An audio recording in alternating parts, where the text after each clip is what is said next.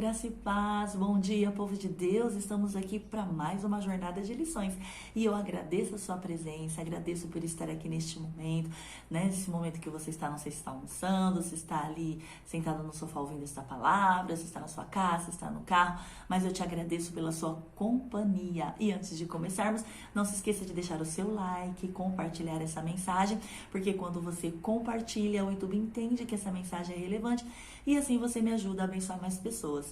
Então vamos lá? Na meditação da jornada de hoje, a lição que nós temos para o dia de hoje, qual que é? Eu quero compartilhar com vocês uma palavra que está em Daniel, capítulo 9, do versículo 20 ao 23. Vamos lá?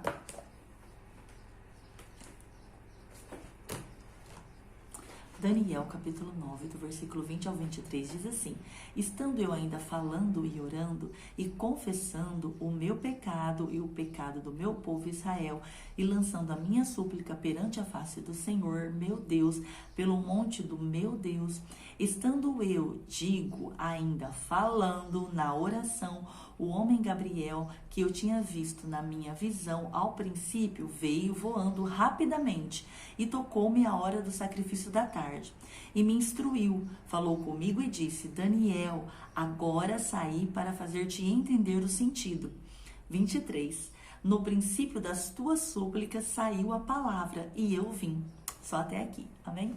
Olha que coisa linda, né, queridos, a oração de Daniel. Ele se colocou para orar por ele, confessar o seu pecado, o pecado da nação, o pecado dos seus antepassados também, se você for ler, né? Ele estava ali confessando.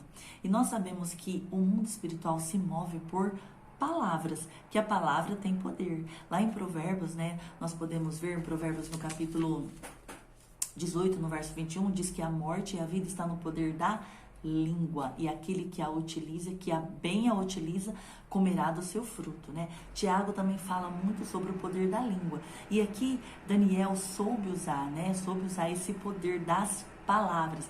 Então, qual é a nossa meditação para o dia de hoje?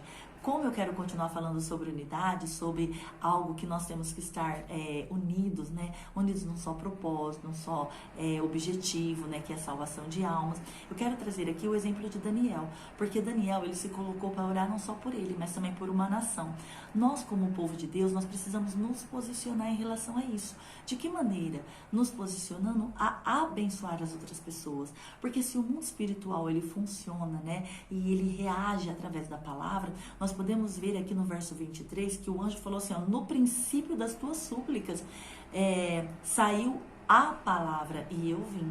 Ou seja, Daniel primeiro se colocou na posição de orar para depois a resposta vir. Então nós precisamos nos colocar na posição de orar, de interceder, de clamar por nós, pela nossa casa, pela nossa família, pela nossa igreja, pelo nosso ministério, pela nação, por outros ministérios, por todos aqueles que precisam de salvação. Nós precisamos nos colocar nessa posição de oração, de intercessão. Aí depois vai vir o quê? A resposta do Senhor para nós.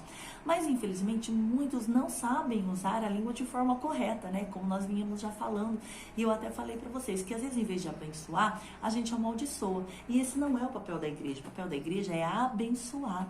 Então que a nossa meditação hoje, né? Nesse dia, nessa jornada, seja de abençoar. Mas vamos lá.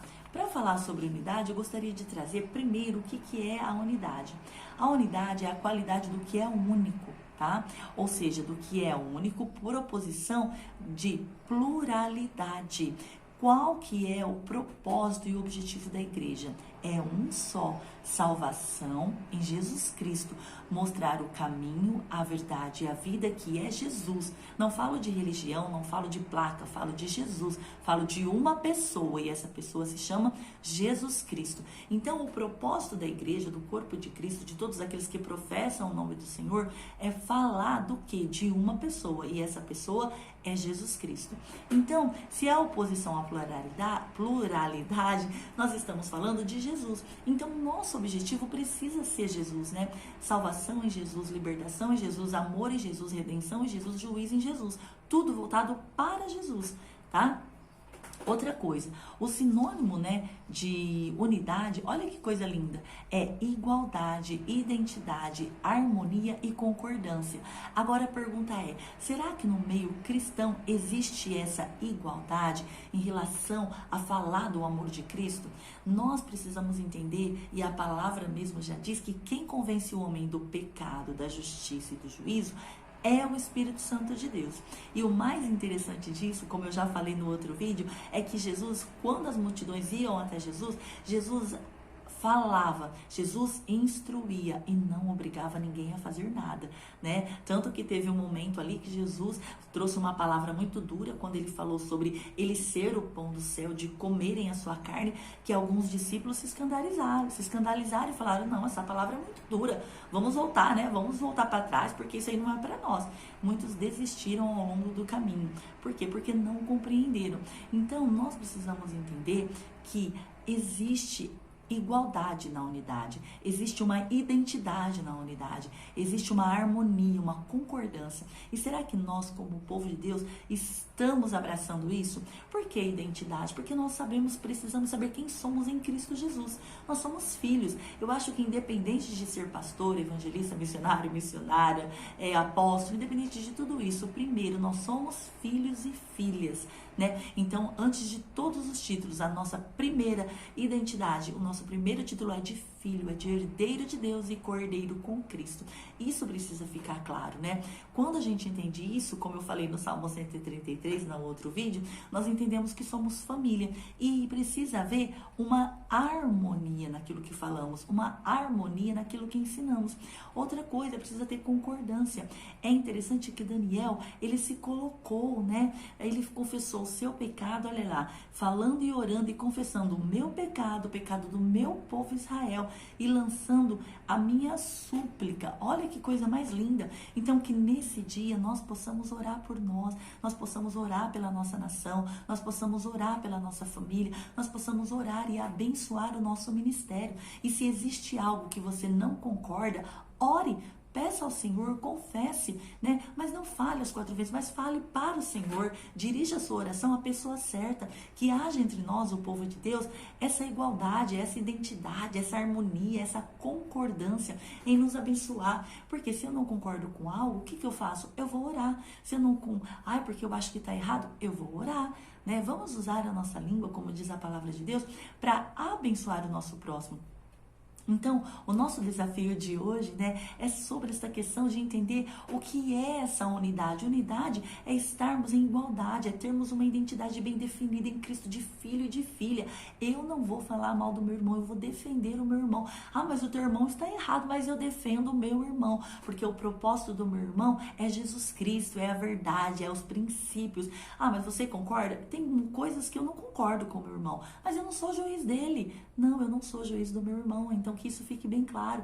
Então nós precisamos agir de forma diferente, que nós, povo de Deus, possamos fazer isso. Queridos, como eu falei no outro vídeo, eu acredito que a unidade da igreja, né, quando nós nos colocarmos nessa posição de abençoar, de orar, ainda que haja as diferenças, eu creio que vai trazer a glória do Senhor, eu creio que vai trazer o avivamento para nós, né, um avivamento que não está preocupado com placa, mas um avivamento que venha para o corpo de Cristo, que venha para a noiva de Cristo, um avivamento que vem para a igreja do Senhor.